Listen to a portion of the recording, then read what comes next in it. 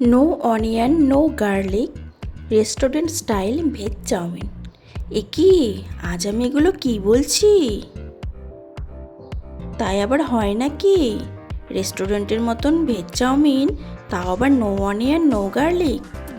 চলুন তাহলে দেখেই নেওয়া যাক হয় কি না।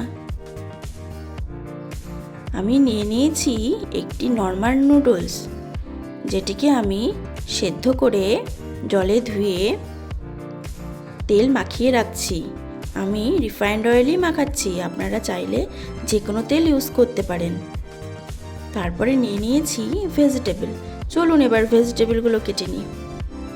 দেখুন আমি নিয়েছি বাঁধাকপি, গাজর। আমি এগুলোকে পাতলা পাতলা করে কেটে নিচ্ছি। আপনারা আপনাদের মন মতন বিভিন্ন রকমের সবজি নিতে পারেন।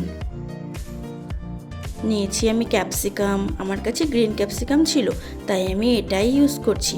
আপনারা লাল, হলুদ অনেক রকমের ক্যাপসিকাম বাজারে পাওয়া যায়, সেগুলো ইউজ করতে পারেন। আমি একটু ইউজ করব কর্ন, সুইট কর্ন। এই কর্নটা আমি ইউজ করি কারণ কি, এটাতে চাউমিনের টেস্টটাকে দ্বিগুণ বাড়িয়ে দেয়। খুব ভালো লাগে খেতে, কোনো দিন খেয়ে দেখবেন। আর ও হ্যাঁ, আপনাদেরকে তো বলাই হলো না, আমি এটাতে ইউজ করব পনির কষা। পনিরটাকে আমি ম্যারিনেট করে রেখেছিলাম প্রায় 10-15 মিনিট। তারপর আমি ম্যারিনেট করা পনিরটা কড়াইতে দিয়ে সেটাতে একটু সয়া সস, একটু red red chilli sauce, tomato sauce দিয়ে ভালো করে কষিয়ে নিয়েছি। দেখুন কত সুন্দর হয়েছে দেখতে। এটাকে আমি নামিয়ে রাখবো। এবার আমি কড়াইতে আবার তেল দিয়ে ভেজিটেবলগুলো এক এক করে ভেজে নেব। প্রথমে আমি দিয়ে দিচ্ছি গাজর। গাজরটা যেহেতু একটু শক্ত, সময় লাগে, সেই কারণে আমি গাজরটা আগে দিলাম। তারপর ক্যাপসিকাম এবং তারপর কর্ন। এবার আমি সবশেষে দিয়ে দিব বাঁধাকপিটা, কারণ বাঁধাকপিটা খুব তাড়াতাড়ি ব্রাউন হয়ে যায়, সেই কারণে বাঁধাকপিটা আমি সব শেষে দেব। এটাকে কিছুক্ষণ ফ্রাই করার পর যখন একটু ব্রাউন হয়ে যাবে, তখন আমি দিয়ে দেব নুডলসটা। দেখুন আমি নুডলসটা দিয়ে দিচ্ছি। সবটুকু নুডলসই আমি এখানে দিয়ে দিচ্ছি, যতটা আমি বানিয়েছিলাম। তার উপরে দিয়ে দিচ্ছি লবণ, তার উপরে দিয়ে দিলাম মশলা। আমি সাম্বার মশলা ইউজ করি, যেহেতু এটাতে নো অনিয়ন নো গার্লিক থাকে, সেই কারণে আমি অন্য কোনো মশলা ইউজ করি না। তারপরে দিয়ে দিলাম সয়া সস। এবার আমি খুব সুন্দর করে চাউমিনটাকে ফ্রাই করে নেব।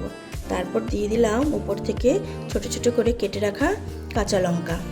তারপর এটাকে অনেকক্ষণ মিলিয়ে নেব। তারপর সবশেষে দিয়ে দেব পনির কষা। পনির কষাটা দিয়ে ভালো করে মিলিয়ে নেব। মেলানো হয়ে গেলে আমি নামিয়ে নেব। দেখুন কত সুন্দর হয়েছে। দেখুন কত সুন্দর হয়েছে, খুব ঝরঝরাও হয়েছে। আমি একটি প্লেটে এটিকে যতটা প্রয়োজন আমি সার্ভ করে নিচ্ছি। উপর থেকে দিয়ে দিলাম শসা।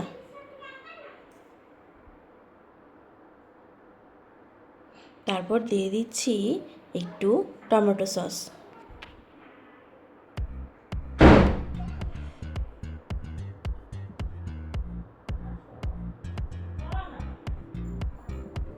দেখুন কত সুন্দর লাগছে দেখতে।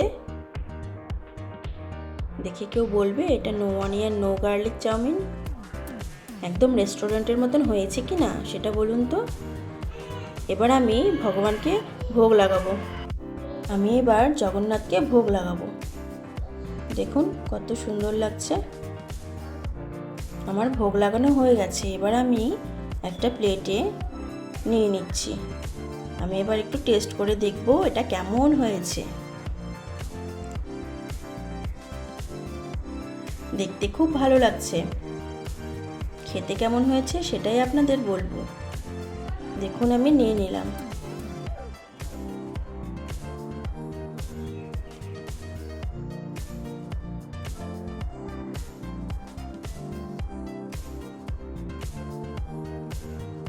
নিরামিষের দিনগুলোতে আপনারাও বাড়িতে এটা বানিয়ে ফেলুন।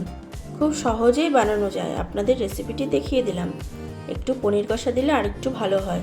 আরও ভেজিটেবল যদি আপনারা অ্যাড করতে চান কোনো অসুবিধে নেই, আরও ভেজিটেবল আপনারা অ্যাড করতে পারেন।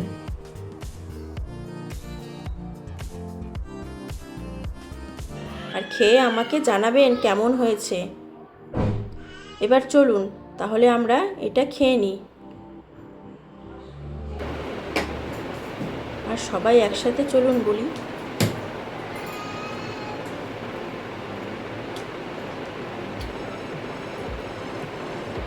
চমৎকার।